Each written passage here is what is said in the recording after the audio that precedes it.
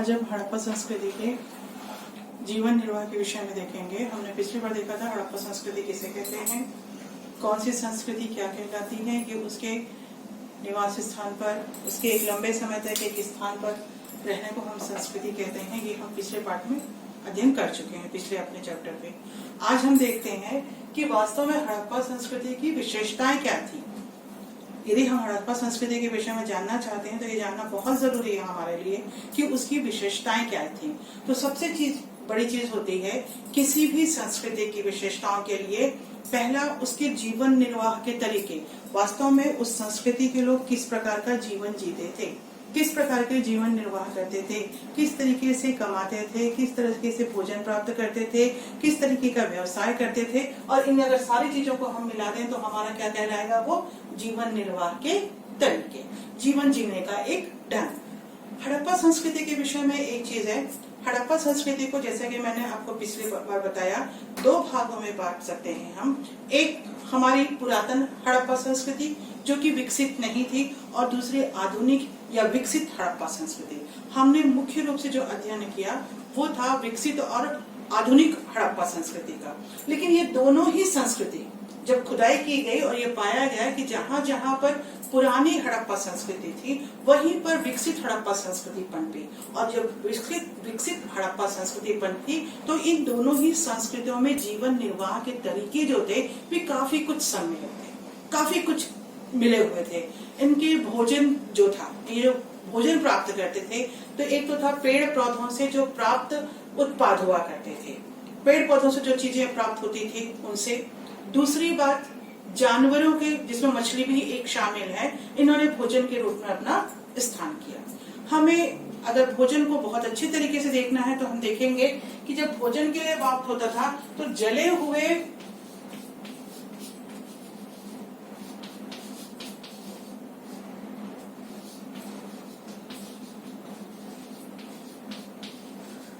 हमें जले हुए अनाज के कण मिले हैं, बीज देखने के लिए मिले हैं। इनमें कौन कौन से, गेहूं का, जौ का, तिल है, सफेद चना है, ये सारी चीजें हमें देखने के लिए मिली हैं। इनके अवशेष हमको देखने के लिए मिले हैं। जब अवशेष मिले तो हम ये कह सकते हैं जले हुए अनाज और बीजों की प्राप्ति से जो इतिहासकार थे वो इनके भोजन की आदतों के विषय में जानने की प्रयास किए।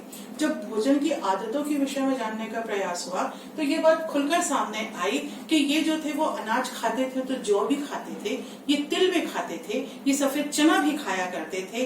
कहीं कहीं पर हमें चावल के अंश भी मिले हैं, चावल के भी कण मिले, लेकिन इनके अपेक्षाकृत उसके कण क्या है, कम मिले हैं। अब जब हम देख रहे हैं इनकी अपेक्षाकृत उसके कण कम मिले हैं, इसकी मतलब सीधी सी बात ये है कि गेहूं तो ये ज्यादा उपयोग करते थे लेकिन चावल का उपयोग नहीं करते थे, ना के बराबर होता था, कम था। तो अब अगर ये भोजन में गेहूं भी खा रहे हैं, ये जौ भी खा रहे हैं, ये तिल भी खा रहे हैं, ये सफेद चना भी खा रहे हैं, मतलब कहीं ना कहीं कृषि से जुड़े हुए थे। कोई भी उत्पाद, कोई भी भोजन की तत्व तो बिना कृषि के इनको प्राप्त नहीं हो पाता। तो कृषि की ये चीजें हमको देखने के लिए मिलेंगी। दूसरा इनके भोजन में हमें देखने के लिए मिलता है वो है आपका जानवरों का। क्या देखने के लिए मिलता है हमें, जानवरों की हड्डियां मिली। जानवरों की हड्डी में किसकी मिली, आपकी भैंस की मिली, बकरी की मिली, भेड़ की मिली। तो भैंस, बकरी, भेड़, हिरण, सुअर, इतनी चीजों की हमें क्या मिली, हड्डियां प्राप्त हुई। और जब हड्डियां प्राप्त हुई तो हमने ये क्या, दो भागों में उनको विभाजित किया, एक तो पालतू पशु के रूप में और दूसरा जंगली पशु के रूप में। तो जब पालतू पशु के रूप में किया तो आदमी अगर कोई जानवर पालता है तो उसके दो कारण होते हैं, या तो वो उसे कृषि के रूप में उपयोग करेगा या फिर भोजन के रूप में उपयोग करेगा। तो हम ये कह सकते हैं कि भैंस, बकरी, भेड़, पालतू जानवर जो थे वो इन्हें पाला करते थे, और कहीं न कहीं अपने कृषि के लिए, अपने भोजन के लिए और अपने उपयोग के लिए इनका उपयोग, चाहे सामान को एक स्थान से दूसरे स्थान लाने ले जाने के लिए हो, इनके जीवन निर्वाह के तरीके में इनका सहयोग था। तीसरी बात आती है कृषि। हमने देखा भोजन, जले हुए बीज जो हमें अलग अलग स्थानों से मिले, इसके साथ हमें मिले जानवरों की हड्डियां, जानवरों की हड्डियों में एक तो पालतू पशु, दूसरा आया है घड़ियाल और हिरण की भी हड्डियां मिली। घड़ियाल और हिरण कोई पालतू जानवर तो थे नहीं, घड़ियाल और हिरण है कौन से आपके जंगली जानवर। तो इनकी अस्थियां अगर हड़प्पा संस्कृति के शहरों में पाई गई, खुदाई में हमें मिली हैं, तो इसकी दो बातें साफ सामने आती हैं। या तो ये लोग शिकार किया करते थे, या तो ये लोग इसका शिकार करते थे, एक समूह बनाए जंगल में शिकार किए और लेके आए, या फिर दूसरी बात ये होती है कि शिकार किए हुए किसी समुदाय से उस मांस को खरीदा करते थे। शिकार किए हुए समुदाय से मांस को खरीद करके अपने भोजन के रूप में उपयोग किया करते थे। तो हम ये कह सकते हैं कि हड़प्पा संस्कृति के लोग शाकाहारी भी थे और मांसाहारी भी थे, दोनों प्रकार के इनका भोजन। दूसरा आता है हमारे सामने कृषि। यदि ये अनाज खाते थे तो बोते होंगे, लेकिन अभी तक इतिहासकारों को इनके कृषि की विधियों के विषय में कोई भी एक निश्चित लक्ष्य नहीं दे सकते। हम ये नहीं कह सकते कि ये ऐसे ही तरीके से कृषि करते थे, लेकिन ये तरीका सही है कि कहीं ना कहीं तो कृषि होती थी। अब अगर कृषि होती थी तो क्या ये बैलों से खेत को जोतने का काम करते थे, ये हमारे लिए एक प्रश्न है। लेकिन हमने ये देखा है कि इनकी मोहरों में, मोहरें जिसके लिए हम सामान खरीदते थे, और इनकी जो मृग मूर्तियां हैं, मृदा मूर्तियां जिसको कहते हैं, मृदा मूर्तियां कहने का मतलब ये है मट्टी के बनी हुई मूर्तियां।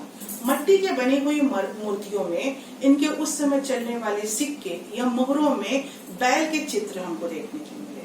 अगर बैल के चित्र हमको देखने के लिए मिल रहे हैं तो हम कह सकते हैं कि उस समय की कृषि वाले में या उस समय की संस्कृति जो थी वो बैल से परिचित थी, और बैल का उपयोग कहीं न कहीं ये अपने कृषि कार्य के लिए करते थे, अपने भोजन प्राप्ति के लिए उसका उपयोग ये करते थे। दूसरी बात ये है, क्या कृषि ये खेत जोतने के लिए हल को लकड़ी में पत्थरों के औजार फंसाते थे या धातुओं के, अभी तक ये स्पष्ट नहीं हो पाया है। जो चित्र हमें देखने के लिए मिल रहे हैं उससे इतना तो समझ में आ रहा है, क्योंकि हमें वहां की खुदाई पर जुते हुए खेत मिले जिनमें हल चलाया गया है। इनके हल चलाने की एक विशेषता मैं आपको बता दूं, जब हल चलाया गया तो हम जब हल चलाते हैं तो इस तरीके से चलाते हैं बिल्कुल खेतों में, लेकिन यहाँ पर हड़प्पा संस्कृति में समकोण पर चले हुए हल मिलेंगे आपको, जो कि ऐसे भी गए और ऐसे भी आए।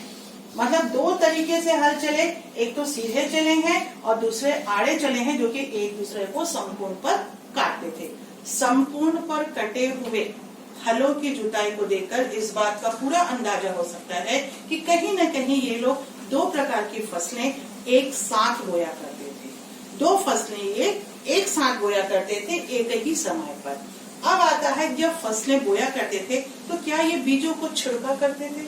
इनकी कृषि की कौन सी विधि थी, ये अभी तक स्पष्ट नहीं हो पाया है। लेकिन ये तय है कि ये बैलों से परिचित थे।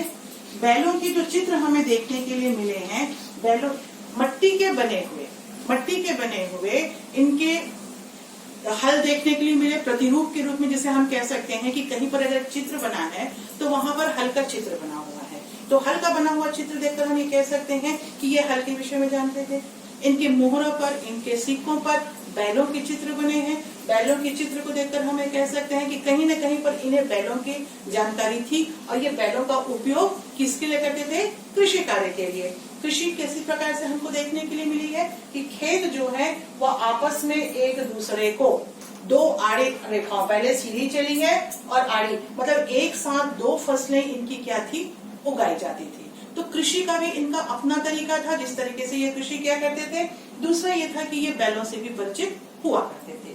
तीसरी बात आती है, अगर ये कृषि करते थे, यदि ये हल चलाते थे, यदि ये बैलों का उपयोग करते थे, तो कहीं ना कहीं फसलों की कटाई भी संबंधित है, फसलों की कटाई भी करते थे। अब जब फसलों की कटाई की बात आती है तो हम ये देखते हैं कि यहाँ पर हमें कुछ औजार है। क्या ये फसलों को लोहे के औजार से काटते थे? क्या ये फसलों को लकड़ी से या पत्थरों के बने हुए औजार से काटे करते थे? ये अभी तक स्पष्ट नहीं हुआ है। ये देखने के जरूर मिला है कि आपको कहीं न कहीं इस चित्र को बहुत ध्यान से देखिए, आपको समझ में आएगा। ये जो चित्र बने हुए हैं ये इनके औजारों के चित्र हैं। क्या इन औजारों से ये कृषि किया करते थे? ये एक प्रश्न बना हुआ है। तीसरा है हड़प्पा संस्कृति में, यदि हम देख रहे हैं कि ये लोग हल चलाते थे, बैलों से जुताई करते थे, फसलों की कटाई भी करते थे, तो कहीं ना कहीं सिंचाई भी कर देंगे। जब तक सिंचाई ना हो तब तक कोई भी कृषि क्या सफल हो सकती है? नहीं।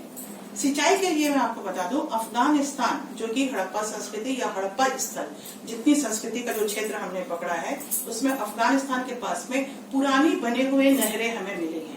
ये पुरानी बनी हुई नहरें जो हैं वो अब पट चुकी है, जिसके बारे में ये अनुमान लगाया जा रहा है कि शायद बहुत पुराने होने की वजह से जो कीचड़ था, जो गाद हुआ करता था, उसे धीरे धीरे भर करके ये नहरें अब समाप्त हो गई हैं। लेकिन पंजाब और सिंध में आपको नहरें कहीं नहीं देखने के लिए मिलेगी। सिंचाई के लिए जो हम कह रहे हैं कि एक बहुत बड़ा विशाल क्षेत्र जो सिंधु नदी के किनारे से लेकर गुजरात तक, राजस्थान तक गया हुआ है, जिसको हमने हड़प्पा संस्कृति का नाम दिया है, जो अफगानिस्तान तक गया हुआ है, तो अफगानिस्तान में हमें नहरों के निशान देखने के लिए मिले, जिससे ये कह सकते हैं कि यहाँ सिंचाई नहरों से होती थी। क्योंकि जो खेती है वो अधिकांश जो हड़प्पा संस्कृति है वो ऐसी मिट्टी में बनी है जिसको हम कह सकते हैं अर्धशुष्क है।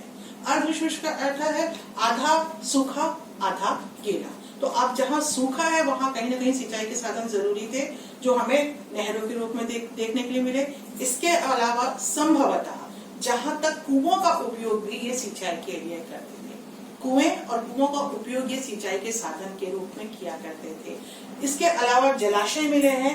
जलाशय का आपने कभी बावली देखी होगी कि बहुत गहराई तक गड्ढा करके उन्हें बहुत श्रेणीदार खेतों की तरह से एक बहुत बड़े स्थान को पानी पे घेर दिया जाता, जो पानी उसमें भरा जाता था उसे कहते थे जलागार। और जलागार से जो छोटी छोटी नहरें या नालियां निकाली जाती थी। जो चित्र हमें देखने के लिए मिले हैं आज, वो इस बात की ओर इंगित करते हैं कि कहीं ना कहीं शायद तब ये जलागार थे। ये आप देख रहे हैं इस चित्र को, इस चित्र में स्पष्ट दिखा हुआ है कि जो पानी है वो पानी नीचे इकट्ठा था। यहाँ सीढ़ियों के माध्यम से हम नीचे आते थे और इन छोटे छोटे जो होल्स बने हुए हैं, ये छोटे छोटे जो छेद हैं, ये छेद क्या होते थे? हमारे नहरों के काम आया करते थे। यहाँ पर अब आपने कृषि को देखा है। कृषि किसके द्वारा होती थी? बैलों के द्वारा होती थी। बैलों का पता किससे चला? उनकी मोहरों और मृदा मूर्तियों से। मृदा मूर्तियां किसको कहते हैं? मिट्टी के बने हुए जो चित्र होते थे, कहीं न कहीं पर उसे उन्होंने बैलों के चित्र को उकेरा है। बैलों के चित्र को उकेरा है मतलब वो बैलों से परिचित थे, तब तो उन्होंने चित्र बनाया। उनके जो सिक्के थे उनमें बैल देखने के लिए मिलते हैं। तो हम इस बात की उम्मीद करते हैं कि बैल किसके काम आया करते थे? इनके कृषि के। क्या करने के लिए? हल चलाने के लिए। हल जब चलता है तो हल कैसे था ये अभी तक स्पष्ट नहीं हुआ। क्या लकड़ी के हत्थे पर मिट्टी के फल लगाए जाते थे? मिट्टी का पत्थर के लगाए जाते थे? पत्थर के वो पैने औजार जिनसे मिट्टी को कुरेदा जा सके, या फिर किसी धातु के? इस विषय में चर्चाएं चल रही हैं, अभी तक स्पष्ट नहीं हुआ है कि वो हल कैसे करते। लेकिन ये तय है कि वो हल का उपयोग करते थे। इसके लिए दो बातें जरूरी थी। एक तो हमें देखने के लिए मिला कि इनके प्रतिरूप, हल के प्रतिरूप। मान लीजिए मैं किसी चीज के बारे में जानती हूँ तो मैं बच्चे के लिए वही खिलौना बनाऊंगी, और ऐसे ही हल के खिलौने मिलना, कहीं पर हल का चित्र दिखना, ये स्पष्ट करता है कि यह हल के विषय में इनको जानकारी थी। बैल के चित्र स्पष्ट करते हैं इनको बैल की जानकारी थी। जुते हुए खेत जो हमको मिले हैं वो स्पष्ट करते हैं कि हड़प्पा संस्कृति में खेतों से कृषि का कार्य किया जाता था, जो कि खेतों की जुताई दो तरफा हुआ करती थी, एक इस तरीके से और दूसरी इस तरीके से। दो तरफ, दो दिशाओं से खेतों पे हल चलाए जाते थे, जो कि एक दूसरे को समकोण पर काटा करते थे, और जो इस बात के लिए कह सकते हैं कि एक साथ दो फसलें उगाई जाती थी, एक ही फसल नहीं उगाई जाती थी। इन फसलों के सिंचाई के लिए अफगानिस्तान से अवशेषों में, खुदाई में प्राप्त नहर के अवशेष जो मिले वो ये बताते हैं कि कहीं न कहीं सिंचाई किससे होती थी? नहरों के द्वारा होती थी। लेकिन सिंध और पंजाब में हमें ऐसे कोई भी निशान देखने को नहीं मिले हैं, और ये अनुमान लगाया जा रहा है कि इतनी पुरानी नहरें हैं जो लगातार बिना सफाई के बहती रही, वो धीरे धीरे कीचड़ से, गाद से भर गई और पट गई। आज के उसके कोई भी अवशेष हमको देखने के लिए नहीं मिल रहे हैं। सिंचाई वहां पर शायद कुएं से भी हो सकती है, इस बात का अनुमान है। बड़े बड़े जलागार बनाए गए जिनको सीढ़ियों के द्वारा काफी नीचे तक उतरने की स्थिति थी, और नीचे में होल बना करके, नीचे में छेद बना करके उनसे नहरें निकाल करके सिंचाई का कार्य किया जाता था। फिर आता है फसलों की कटाई का कार्य। फसलें काटने के लिए क्या ये औजार का उपयोग करते थे, या पत्थरों के औजार थे, या धातुओं के, ये अभी तक एक प्रश्न चिन्ह बना हुआ है। तो हड़प्पा संस्कृति में जीवन निर्वाह के हमने दोनों तरीके देखे इनके, एक इनका भोजन और दूसरा इनका कृषि। भोजन के तरीके हमने क्या देखे कि प्राकृतिक उत्पादों से, पेड़ पौधों से प्राप्त चीजों के द्वारा ये भोजन किया करते थे।